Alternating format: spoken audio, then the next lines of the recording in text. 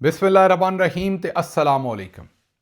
10 ਅਗਸਤ ਪਾਕਿਸਤਾਨ ਦੇ ਵਿੱਚ ਇਤਵਾਰ ਦੀ ਸ਼ਾਮ ਤੇ ਅੱਜ ਦੇ ਪੰਜਾਬੀ ਵੀਲੌਗ 'ਚ ਚੜ੍ਹਦੇ ਤੇ ਲਹਿੰਦੇ ਪੰਜਾਬ ਦੇ ਸੱਜਣਾ ਤੇ ਮਿੱਤਰਾਂ, ਭੈਣਾਂ ਤੇ ਭਰਾਵਾਂ, ਮਾਵਾਂ ਤੇ ਬਜ਼ੁਰਗਾਂ ਨੂੰ ਜੀ ਆਇਆਂ।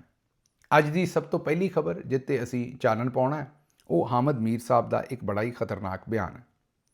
ਹਾਮਦ ਮੀਰ ਸਾਹਿਬ ਨੇ ਇੱਕ ਬਿਆਨ ਦਿੱਤਾ ਹੈ ਔਰ ਉਹਨਾਂ ਨੇ ਇਹ ਕਿਹਾ ਹੈ, ਹਾਮਦ ਮੀਰ ਸਾਹਿਬ ਨੇ ਆਖਿਆ ਇਹ ਹੈ ਕਿ ਉਹਨਾਂ ਨੂੰ ਇਮਰਾਨ ਖਾਨ ਸਾਹਿਬ ਮਿਲਣਾ ਚਾਹੁੰਦੇ ਸੀ ਔਰ ਉਹਨਾਂ ਨੇ ਆਖਿਆ ਵੀ ਉਹਨਾਂ ਦੇ ਕੋਲ ਅਰਸ਼ਦ ਸ਼ਰੀਫ ਦੇ ਕਤਲ ਨਾਲ ਰਿਲੇਟਡ ਬੜੀ ਅਹਿਮ ਇਨਫੋਰਮੇਸ਼ਨ ਸੀ ਜਿਹੜੀ ਉਹ ਮੇਰੇ ਨਾਲ ਸ਼ੇਅਰ ਕਰਨਾ ਚਾਹੁੰਦੇ ਸੀ, ਜਿਸ ਵਜ੍ਹਾ ਤੋਂ ਉਹਨਾਂ ਨੇ ਮੈਨੂੰ ਮਿਲਣ ਵਾਸਤੇ ਬੁਲਾਇਆ।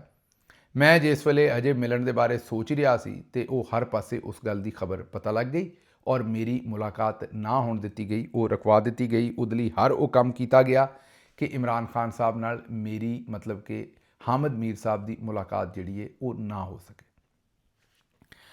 ਅੱਛਾ, ਇਹਦੇ ਵਿੱਚ ਇਹ ਤਾਂ ਸਟੇਟਮੈਂਟ ਆ ਗਈ, ਲੇਕਿਨ ਇਹਦੇ 'ਚ ਹਾਮਦ ਮੀਰ ਸਾਹਿਬ ਨੇ ਜਿਹੜੀ ਇੱਕ ਇਲਜ਼ਾਮ ਲਾਇਆ ਜਿਹੜਾ ਕਿ ਬੜਾ ਹੀ ਸੰਗੀਨ ਇਲਜ਼ਾਮ ਹੈ। ਜ਼ਾਹਿਰ ਹੈ ਮੇਰੇ ਕੋਲ ਤਾਂ ਉਹਦੀ ਮਾਲੂਮਾਤ ਨਹੀਂ, ਹਾਮਦ ਮੀਰ ਸਾਹਿਬ ਕੋਲ ਹੀ ਉਹਦੀ ਮਾਲੂਮਾਤ ਹੋਣਗੀਆਂ।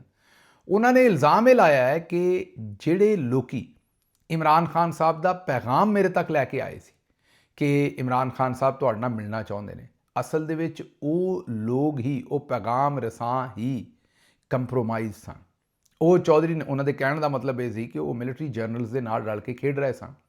ਇੱਕ ਪਾਸਿਓਂ ਉਹਨਾਂ ਨੇ ਇਮਰਾਨ ਖਾਨ ਸਾਹਿਬ ਦਾ ਪੈਗਾਮ ਮੇਰੇ ਤੱਕ ਅਪੜਾ ਦਿੱਤਾ ਤੇ ਦੂਸਰੇ ਪਾਸੇ ਇਹੀ ਖਬਰ ਉਹਨਾਂ ਨੇ ਜਾ ਮਿਲਟਰੀ ਜਰਨਲਸ ਨੂੰ ਦਿੱਤੀ ਕਿ ਮੀਰ ਸਾਹਿਬ ਦੀ ਕਿਤੇ ਮੁਲਾਕਾਤ ਨਾ ਹੋ ਜਾਏ, ਮਤਲਬ ਕਿ ਪੈਗਾਮ ਰਸਾਨੀ ਉਧਰ ਵੀ ਕਰ ਦਿੱਤੀ। ਇਹ ਜ਼ਾਹਿਰ ਹੈ ਬਹੁਤ ਹੀ ਸੰਗੀਨ ਇਲਜ਼ਾਮ ਹੈ। ਜ਼ਾਹਿਰ ਹੈ ਕਦੀ ਖਾਨ ਸਾਹਿਬ ਜਦੋਂ ਵੀ ਇਨਸ਼ਾਅੱਲਾ ਬਹੁਤ ਜਲਦ ਜੇਲ੍ਹ ਤੋਂ ਬਾਹਰ ਆਉਣਗੇ ਤਾਂ ਉਹ ਫਿਰ ਉਸ ਵੇਲੇ ਹਾਮਦ ਮੀਰ ਸਾਹਿਬ ਉਹਨਾਂ ਨਾਲ ਨਿਸ਼ਸਤ ਕਰਨਗੇ ਤੇ ਇਹ ਦੁੱਧ ਦਾ ਦੁੱਧ ਪਾਣੀ ਦਾ ਪਾਣੀ ਹੋ ਜਾਏਗਾ। ਲੇਕਿਨ ਅਗਰ ਇਸ ਗੱਲ ਦੇ ਵਿੱਚ ਕੋਈ ਸੱਚਾਈ ਹੈ ਤਾਂ ਫਿਰ ਇਹ ਬਹੁਤ ਹੀ ਤਸ਼ਵੀਸ਼ਨਾਕ ਗੱਲ ਹੈ, ਕਿਉਂਕਿ ਇਹਦਾ ਮਤਲਬ ਹੈ ਕਿ ਸਿਸਟਮ ਦੇ ਵਿੱਚ ਤੱਕ ਇੰਨੀ ਸਰਾਇਤ ਜਿਹੜੀ ਹੈ ਉਹ ਜਨਰਲ ਸਾਹਿਬਾਨ ਨੇ ਜਿਹੜੀ ਹੈ ਉਹ ਕਰ ਛੱਡੀ।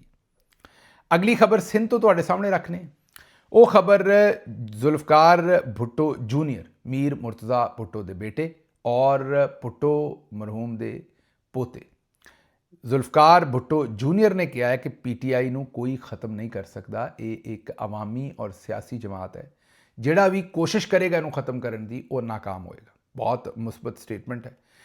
ਜਿਹੜਾ ਜ਼ੁਲਫਕਾਰ ਭੁੱਟੋ ਜੂਨੀਅਰ ਹੈ ਉਹ ਵੀ ਇਸ ਵੇਲੇ ਇੱਕ ਬਹੁਤ ਵੱਡੇ ਮਸਲੇ ਦਾ ਸ਼ਿਕਾਰ ਨੇ। ਮਸਲੇ ਦਾ ਸ਼ਿਕਾਰ ਇਸ ਲਈ ਨੇ ਕਿ ਇਸ ਵੇਲੇ ਆਵਾਮ ਜਿਹੜੀ ਹੈ ਉਹ ਨੱਕੋ ਨੱਕ ਤੰਗ ਹੈ ਸਿੰਧ ਦੇ ਵਿੱਚ ਜ਼ਰਦਾਰੀ ਰਜੀਮ ਤੋਂ। ਇਸ ਵੇਲੇ ਉਹਨਾਂ ਦੀ ਕਰਪਸ਼ਨ ਦੇ ਉੱਤੇ ਡਾਕੂਮੈਂਟਰੀਜ਼ ਬਣ ਰਹੀਆਂ ਨੇ, ਉਹਨਾਂ ਦੀ ਲੈਂਡ ਗ੍ਰੈਬਿੰਗ ਦੇ ਉੱਤੇ ਡਾਕੂਮੈਂਟਰੀਜ਼ ਬਣ ਰਹੀਆਂ ਨੇ। ਜਿਸ ਤਰੀਕੇ ਨਾਲ ਉਹਨਾਂ ਨੇ ਪਿਛਲੇ 35-40 ਸਾਲ ਦੇ ਵਿੱਚ ਸਿੰਧ ਦੇ ਸੂਬੇ ਨੂੰ ਲੁੱਟਿਆ, ਬੜੇ ਸਾਰੇ ਕਰਾਚੀ ਦੇ ਦੋਸਤ ਕਹਿੰਦੇ ਨੇ ਕਰਾਚੀ 'ਤੇ ਵੀ ਗੱਲ ਕਰੋ, ਕਿਸ ਵੇਲੇ ਕਰਾਂਗੇ ਕਰਾਚੀ 'ਤੇ ਵੀ ਪੂਰਾ ਵੀਲੌਗ ਕਰਨ ਦੀ ਕੋਸ਼ਿਸ਼ ਕਰਾਂਗੇ, ਡਾਟਾ ਕੱਢੀਏ ਥੋੜ੍ਹਾ ਜਿਹਾ ਉਹਦਾ ਵੀ। ਲੇਕਿਨ ਬਹਰਹਾਲ ਜਿਸ ਤਰੀਕੇ ਨਾਲ ਕਰਾਚੀ ਸਿੰਧ ਦੇ ਵਿੱਚ ਲੁੱਟਮਾਰ ਜ਼ਰਦਾਰੀ ਸਾਹਿਬ ਔਰ ਉਹਨਾਂ ਦੇ ਸਾਥੀਆਂ ਨੇ ਕੀਤੀ ਹੈ, ਚੀਨੀ ਵਾਲਾ, ਪਾਪੜ ਵਾਲਾ, ਪਤਾ ਨਹੀਂ ਜਾਲੀ ਅਕਾਊਂਟ, ਓਮਨੀ, ਫਲਾਨਾ ਕੀ ਕੁਝ ਨਹੀਂ ਹੋਇਆ ਇੱਥੇ।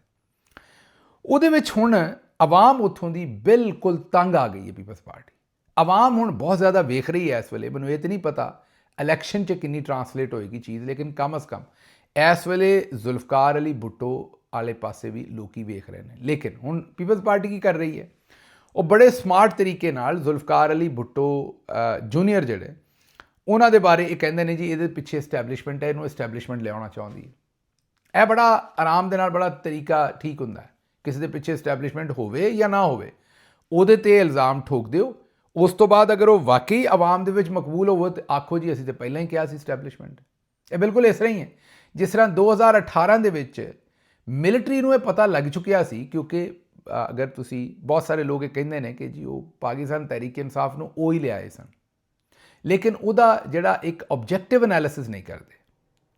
2008 ਤੋਂ 2013 ਜ਼ਰਦਾਰੀ ਸਾਹਿਬ ਰਹੇ, ਰੂਏ ਰਵਾਂ ਔਰ ਪੀਪਲਸ ਪਾਰਟੀ ਦੀ ਗਵਰਨਮੈਂਟ ਰਹੀ। ਪੀਪਲਸ ਪਾਰਟੀ ਨੇ ਇੰਜ ਲੁੱਟਿਆ ਜਿਵੇਂ ਕਈ ਵਾਰੀ ਤੁਹਾਨੂੰ ਪਤਾ ਹੈ ਵੀ ਕੋਈ ਖੋਤਾ ਜਾਂ ਕੋਈ ਬੱਕਰੀ ਕਿਸੇ ਦੇ ਖੇਤ 'ਚ ਆ ਜਾਏ ਤੇ ਉਹਨੂੰ ਪਤਾ ਹੋਵੇ ਕਿ ਮੈਨੂੰ ਕੱਢ ਦੇਣਾ ਹੈ, ਤੇ ਉਹ ਆਖਰੀ 5 ਮਿੰਟਾਂ 'ਚ ਜਿਸ ਤਰੀਕੇ ਨਾਲ ਫਿਰ ਉੱਥੇ ਉਜਾੜਾ ਧਰ ਦਈਏ, ਉਸ ਤਰੀਕੇ ਨਾਲ ਪੀਪਲਸ ਪਾਰਟੀ ਨੇ ਉਜਾੜਾ ਧਰਿਆ।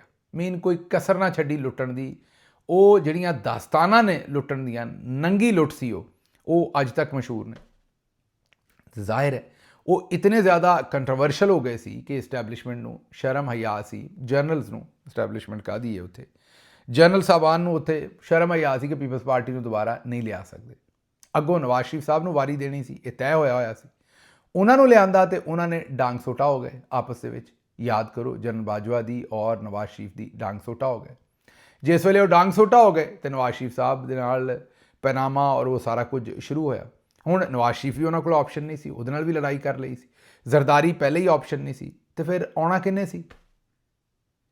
ਆਵਾਮ ਉਸ ਵੇਲੇ 2011 ਤੋਂ ਇਮਰਾਨ ਖਾਨ ਨੂੰ ਪਸੰਦ ਕਰ ਰਹੀ ਸੀ। ਤੇ ਜਾਂ ਤੇ ਹੁਣ ਉਸ ਵੇਲੇ ਫਾਰਮ 47 ਕਰਕੇ ਇਮਰਾਨ ਖਾਨ ਨੂੰ ਡੱਕਿਆ ਜਾਂਦਾ, ਲੇਕਿਨ ਡੱਕ ਕੇ ਲਿਆਉਣਾ ਕਿਹਨੂੰ ਸੀ?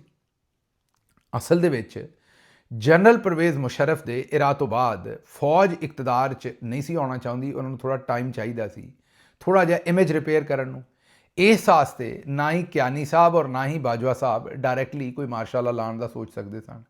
ਐਸੇ ਹਾਲਾਤ ਦੇ ਵਿੱਚ ਇੱਕ ਜਿਹੜਾ ਵਾਕਈ ਅਵਾਮੀ ਮਕਬੂਲ ਲੀਡਰ ਸੀ, ਉਹ ਅਗਰ ਪਤਾ ਸੀ ਕਿ ਇਹਨੇ ਜਿੱਤ ਜਾਣਾ ਹੈ, ਤੇ ਉਹਨਾਂ ਨੇ ਇਹੋ ਜਿਹਾ ਇੱਕ ਮਾਹੌਲ ਬਣਾਇਆ ਇਲੈਕਸ਼ਨ ਤੋਂ ਪਹਿਲੇ ਹੀ ਕਿ ਇਹ ਤਾਂ ਸਾਡਾ ਬੰਦਾ, ਅਸੀਂ ਲੈ ਕੇ ਆ ਰਹੇ ਹਾਂ, ਅਸੀਂ ਇਹਦੇ ਨਾਲ ਇਹ ਵੀ ਸ਼ਾਮਿਲ ਕਰਾਤਾ, ਅਸੀਂ ਇਹ ਵੀ ਕਿਹਾ ਵੀ ਸੀ ਲੋਕਾਂ ਨੂੰ ਕਿ ਸ਼ਾਮਿਲ ਹੋ ਜਾਓ। ਇਹ ਨਹੀਂ ਕਿ ਨਹੀਂ ਸੀ ਕਿਹਾ ਵੀ ਸੀ ਕਈ ਲੋਕਾਂ ਨੂੰ ਕਿ ਜਾ ਕੇ ਸ਼ਾਮਿਲ ਹੋ ਜਾਓ, ਲੇਕਿਨ ਨਾ ਵੀ ਕਹਿੰਦੇ ਤੇ ਇਮਰਾਨ ਖਾਨ ਨੇ ਹੀ ਜਿੱਤਣਾ ਸੀ ਉਹ ਇਲੈਕਸ਼ਨ, ਕਿਉਂਕਿ ਮੈਂ ਤੁਹਾਨੂੰ ਦੱਸਿਆ ਕਿ ਦੂਸਰੇ ਪਾਸੇ ਤੇ ਉਹਨਾਂ ਕੋਲ ਚੁਆਇਸ ਹੀ ਕੋਈ ਨਹੀਂ ਸੀ।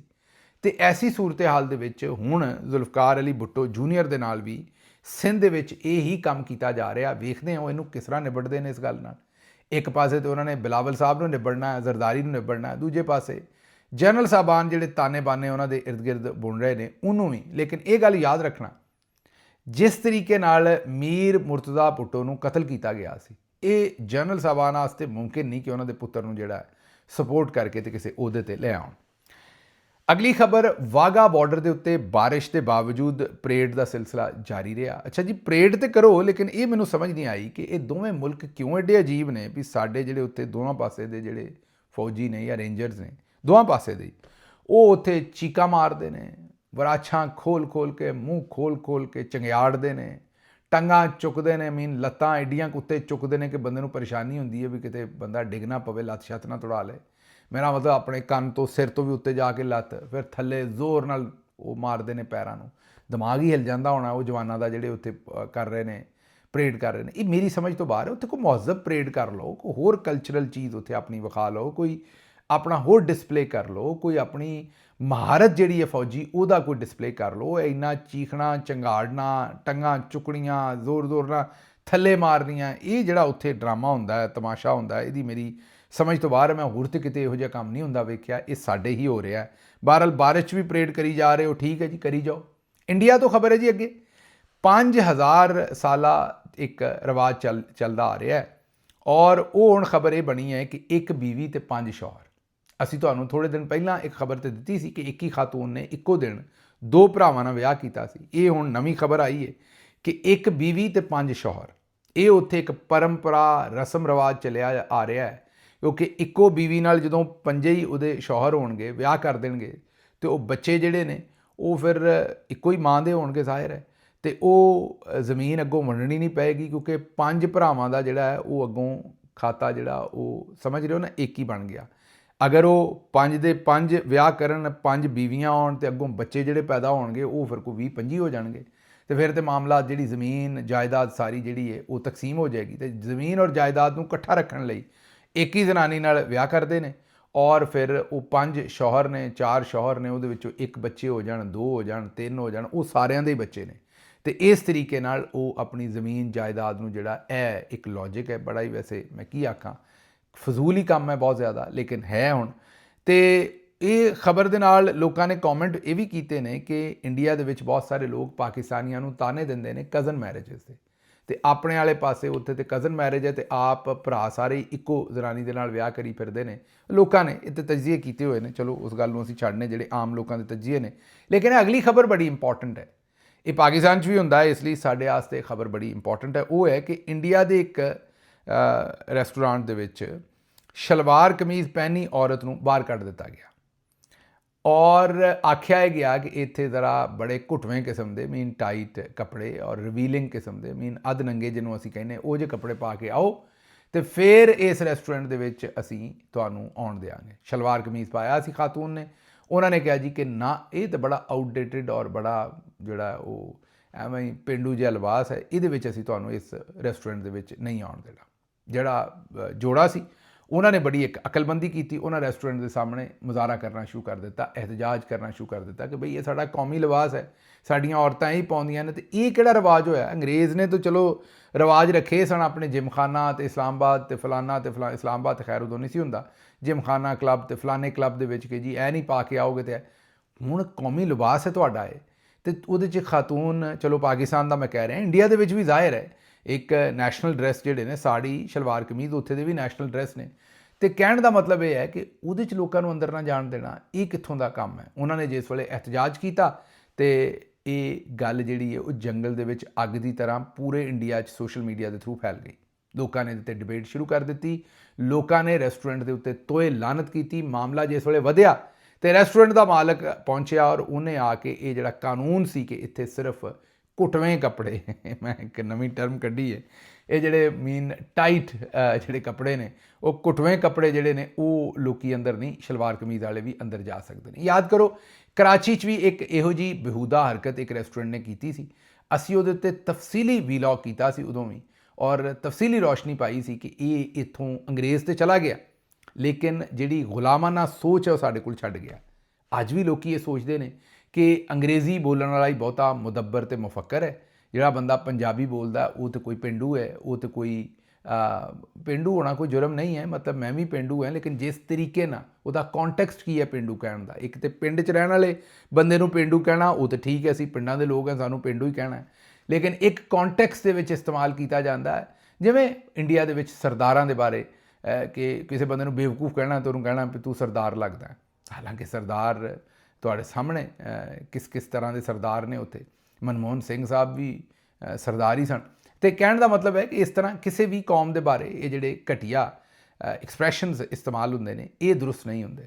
ਇਸ ਵਾਸਤੇ ਇਹ ਜਿਹੜਾ ਇੱਕ ਐਕਸਪ੍ਰੈਸ਼ਨ ਇੱਥੇ ਵੀ ਇਸਤੇਮਾਲ ਹੁੰਦਾ ਹੈ, ਉਹਦੀ ਵੀ ਮੈਂ ਕਦੀ ਵੀ ਉਹਦੀ ਹਮਾਇਤ ਨਹੀਂ ਕਰ ਸਕਦਾ। ਔਰ ਇਸੇ ਤੋਂ ਤੁਹਾਨੂੰ ਇਹ ਮੈਂ ਦੱਸਿਆ ਕਿ ਉਹ ਪੇਂਡੂ ਦਾ ਲਫ਼ਜ਼ ਇਸ ਲਈ ਇਸਤੇਮਾਲ ਕਰਦੇ ਨੇ, ਬੇਵਕੂਫ, ਜਾਹਿਲ, ਉਜੱਡ, ਗੰਵਾਰ, ਜਿਹੜਾ ਕਿ ਹਕੀਕਤ ਨਹੀਂ ਹੈ। ਕੋਈ ਬੰਦਾ ਜਿਹੜਾ ਹੈ ਉਹ ਜ਼ਰੂਰੀ ਨਹੀਂ ਅੰਗਰੇਜ਼ੀ ਬੋਲੇਗਾ ਤੇ ਅਕਲਮੰਦ ਹੋਏਗਾ, ਜ਼ਰੂਰੀ ਨਹੀਂ ਕਿ ਉਰਦੂ ਵੀ ਬੋਲੇਗਾ, ਹੋ ਸਕਦਾ ਪਸ਼ਤੋ ਬੋਲੇ, ਸਿਰਫ ਉਹਨੂੰ ਸਿਰਫ ਪਸ਼ਤੋ ਬੋਲਣੀ ਆਉਂਦੀ ਹੋਵੇ, ਲੇਕਿਨ ਉਹਨੂੰ ਰੱਬ ਨੇ ਅਕਲ ਦਿੱਤੀ ਹੋਵੇ, ਜਾਂ ਉਹਨੂੰ ਪੰਜਾਬੀ ਬੋਲਣੀ ਆਉਂਦੀ ਹੋਵੇ, ਜਾਂ ਸਿੰਧੀ ਜਾਂ ਬਲੋਚੀ। ਇਸ ਵਾਸਤੇ ਜ਼ੁਬਾਨ ਤੋਂ, ਉਹਦੇ ਕੱਪੜੇ ਤੋਂ, ਪਹਿਨਾਵੇ ਤੋਂ, ਉਹਦੇ ਮਾਲ ਦੌਲਤ ਤੋਂ ਉਹਦੀ ਅਕਲ ਦਾ ਅੰਦਾਜ਼ਾ ਨਾ ਲਾਓ।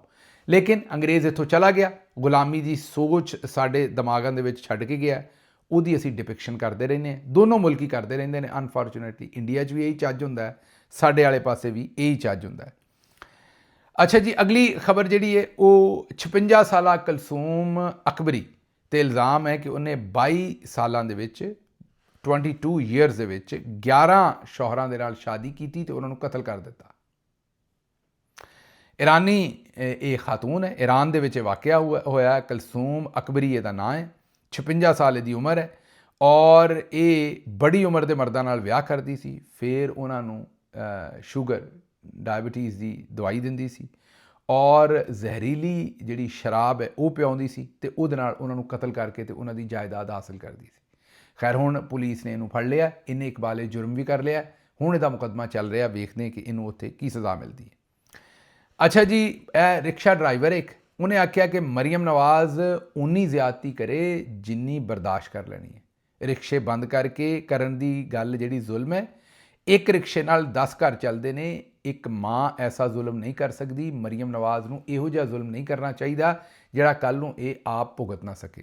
ਲੋਕਾਂ ਦੀ ਆਪੇ ਤੁਸੀਂ ਸੋਚ ਲਓ ਕਿ ਲੋਕੀ ਕਿੱਥੋਂ ਤੱਕ ਅੱਪੜ ਗਏ ਨੇ, ਉਹਨਾਂ ਦੀ ਪਰੇਸ਼ਾਨੀ ਕਿੱਥੋਂ ਤੱਕ ਅੱਪੜ ਗਈ ਹੈ ਕਿ ਲੋਕੀ ਹੁਣ ਸਿੱਧੇ ਗਲ ਪੈਣ ਨੂੰ ਤਿਆਰ ਨੇ। ਰੋਜ਼ ਅਸੀਂ ਤੁਹਾਨੂੰ ਵਿਖਾਉਂਦੇ ਹਾਂ ਕਿ ਕਿਸ ਤਰੀਕੇ ਨਾਲ ਲੋਕੀ ਹੁਣ ਤਕਰੀਬਨ ਪੁਲਿਸ ਦੇ ਵੀ ਗਾਲੀ ਪੈ ਰਹੇ ਨੇ।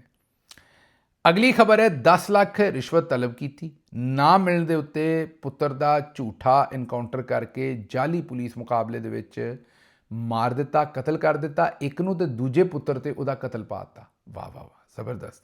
ਮਕਤੂਲ ਦੀ ਮਾਂ ਨੇ ਦਵਾਈਆਂ ਦਿੱਤੀਆਂ ਨੇ ਕਿ ਮੇਰੇ ਕੋਲੋਂ ਮੇਰੇ ਪੁੱਤਰ ਨੂੰ ਘਰੋਂ ਚੁੱਕ ਕੇ ਲੈ ਗਏ। 10 ਲੱਖ ਰੁਪਈਆ ਮੰਗਦੇ ਸਨ, ਔਰ ਆਖਿਆ ਵੀ ਨਾ ਦਿੱਤਾ ਤੇ ਫਿਰ ਇਹਨੂੰ ਮਾਰ ਦਿਆਂਗੇ ਤੇ ਕਤਲ ਦੂਜੇ ਪੁੱਤਰ ਤੇ ਪਾ ਦਿਆਂਗੇ। ਉਹੀ ਉਹਨਾਂ ਨੇ ਕੀਤਾ। 10 ਲੱਖ ਨਾ ਦੇ ਸਕੇ, ਉਹਨਾਂ ਨੇ ਮਾਰ ਕੇ ਤੇ ਕਤਲ ਉਸੇ ਮੁੰਡੇ ਦੇ ਭਰਾ ਦੇ ਉੱਤੇ ਪਾ ਦਿੱਤਾ। ਇਹ ਜਨਾਬ ਨਵਾਂ ਮਹਿਕਮਾ ਹੈ ਮਰੀਮ ਨਵਾਜ਼ ਦੀ ਤਰਫ, ਨਵਾਜ਼ ਸਾਹਿਬਾ ਦੀ ਤਰਫ ਇਹਦੇ ਤੇ ਉਂਗਲੀਆਂ ਜਾ ਰਹੀਆਂ ਨੇ। ਕ੍ਰਾਈਮ ਕੰਟਰੋਲ ਜਿਹੜਾ ਉਹਨਾਂ ਨੇ ਡਿਪਾਰਟਮੈਂਟ ਬਣਾਇਆ, ਔਰ ਇਹ ਜਾਲੀ ਪੁਲਿਸ ਮੁਕਾਬਲੇ ਕਰ ਰਿਹਾ ਹਰ ਜਗ੍ਹਾ, ਚਕਵਾਲ, ਸਰਾਏ ਆਲਮਗੀਰ, ਫੈਸਲਾਬਾਦ, ਹੋਰ ਪਤਾ ਨਹੀਂ ਕਿੱਥੇ ਕਿੱਥੇ ਰੋਜ਼ ਆਏ ਦਿਨ ਜਾਲੀ ਮੁਕਾਬਲੇ ਕਰਦਾ ਹੈ ਔਰ ਉੱਥੇ ਲੋਕਾਂ ਨੂੰ ਕਤਲੋ ਗਾਰਤ ਉਹਨਾਂ ਦੀ ਜਿਹੜੀ ਕਰੀ ਜਾਂਦਾ ਹੈ। ਅੱਛਾ ਜੀ, ਇਹ ਗਰੋਕ ਨੇ ਇੱਕ ਨਵਾਂ ਮਸਲਾ ਸੋਲਵ ਕੀਤਾ। ਉਹਨਾਂ ਕਿਹਾ ਜੀ ਮਰੀਮ ਨਵਾਜ਼ ਦੇ ਹੱਥ ਦੇ ਵਿੱਚ ਜਿਹੜਾ ਸਟੀਲ ਦਾ ਗਲਾਸ ਹੈ ਇਹ ਇੱਕ ਤੋਹਮ ਪ੍ਰਸਤੀ ਹੈ।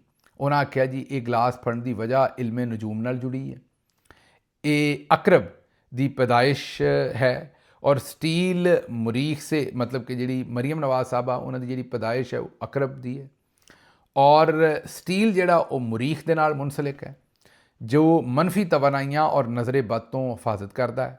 ਉਹਨਾਂ ਕਿਹਾ ਕਿ ਇਹ ਦੱਸਦੇ ਲੋਕਾਂ ਨੂੰ ਇਹੀ ਨੇ ਕਿ ਇਹਦੇ 'ਚ ਕੌਫੀ ਸ਼ੌਫੀ ਹੁੰਦੀ ਹੈ, ਲੇਕਿਨ ਅਸਲ ਦੇ ਵਿੱਚ ਇਹ ਜਿਹੜੀ ਤੋਹਮ ਪ੍ਰਸਤੀ ਹੈ ਔਰ ਜ਼ਈਫੁਲ ਇਤਕਾਦੀ ਹੈ ਮਰੀਮ ਸਾਹਿਬਾ ਦੀ, ਉਹਦੀ ਵਜ੍ਹਾ ਤੋਂ ਸਟੀਲ ਦਾ ਗਲਾਸ ਜਿਹੜਾ ਉਹ ਚੁੱਕੀ ਫਿਰਦੀ ਹੈ ਕਿਉਂਕਿ ਲੱਗਦਾ ਵੀ ਇਹਦੇ ਨਾਲ ਬੁਰਾਈਆਂ ਜਿਹੜੀਆਂ ਨੇ ਉਹ ਮਰੀਮ ਸਾਹਿਬਾ ਤੱਕ ਨਹੀਂ ਆਉਣਗੀਆਂ ਔਰ ਜਿਹੜੀ ਕੋਈ ਨਜ਼ਰ ਲੱਗਣੀ ਹੈ ਉਹ ਵੀ ਦਰਮਿਆਨ ਦੇ ਵਿੱਚ ਹੀ ਰੁਕ ਜਾਏਗੀ। ਅੱਛਾ ਜੀ, ਇਹਦੇ ਨਾਲ ਹੀ ਮੈਨੂੰ ਦਿਓ ਇੱਥੋਂ ਇਜਾਜ਼ਤ ਤੇ ਰੱਬ ਰੱਖਾ।